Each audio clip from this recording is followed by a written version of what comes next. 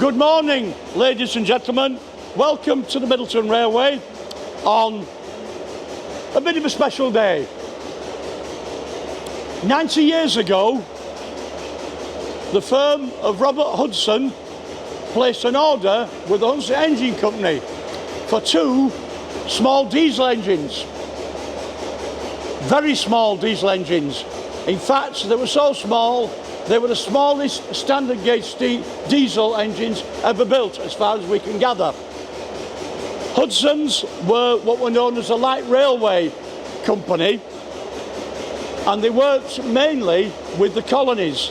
And the idea was that if you wanted to build a railway somewhere, you could go to Robert Hudson and say, I want to build a railway from A to B, it wants to be whatever gauge and use whatever engines, and they would literally package it all up and send it to wherever you wanted it.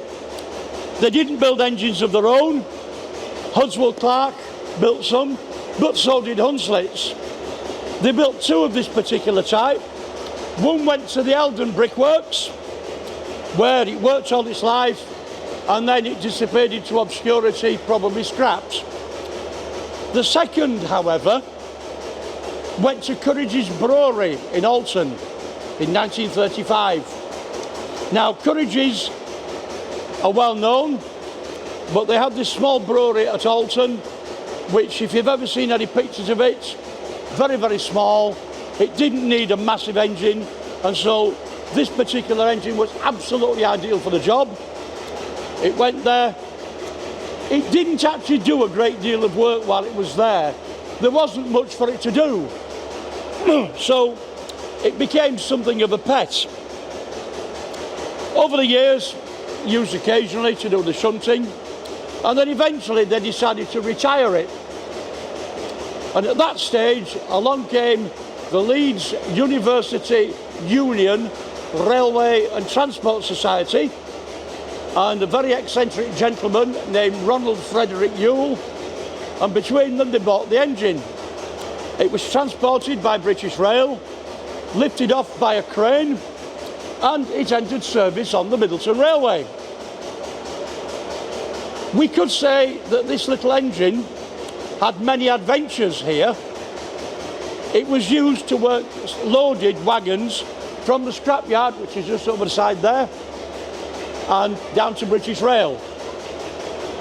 And it was quite a fun job, because being only 22 horsepower, it's a little bit small.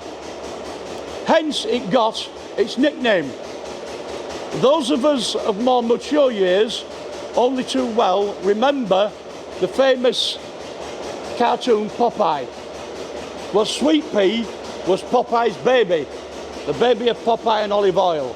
And so it got the name Sweet Pea because of the suggestion of its small size, and it might run better on spinach. When we were running it, as you can see, no cab. We predated air conditioning. We had air conditioning on this from the start. We would run it down on the line here, down across the road. Fred Yule used to drive this on his own. So what did he do? The throttle on this is here. He used to pull that throttle down to full, tie it down, jump off the engine, run across, flag the train, wait until it passed, then chase after it and get back on. And he did that in both directions. Another little trick he had, we had a very tricky gradient going up into the scrapyard, and so what he would do, he would screw the handbrake down, put it into gear, ram the throttle wide open so it's going like that, then he'd turn the wheel, move it a few inches, turn it back again, and do it all the way round the corner. And this engine managed to do all of that. Recently, it's been a little bit tired, and that's where our friend here comes in. Do come this way.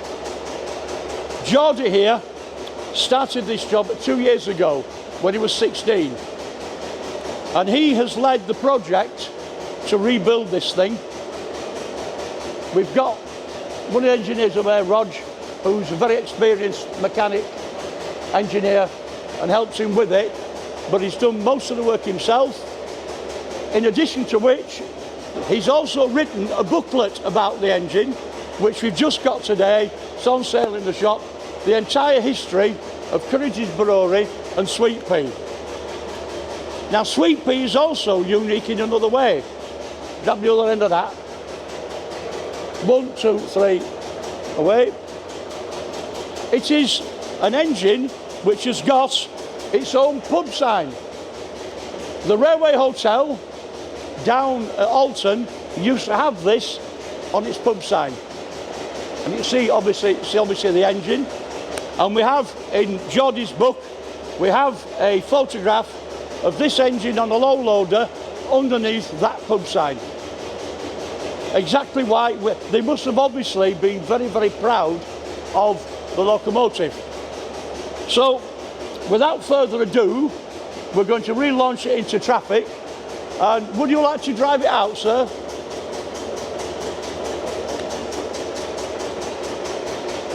And so now drive out, go onto his brake van, and we'll be starting to give brake van rides for the morning and the afternoon.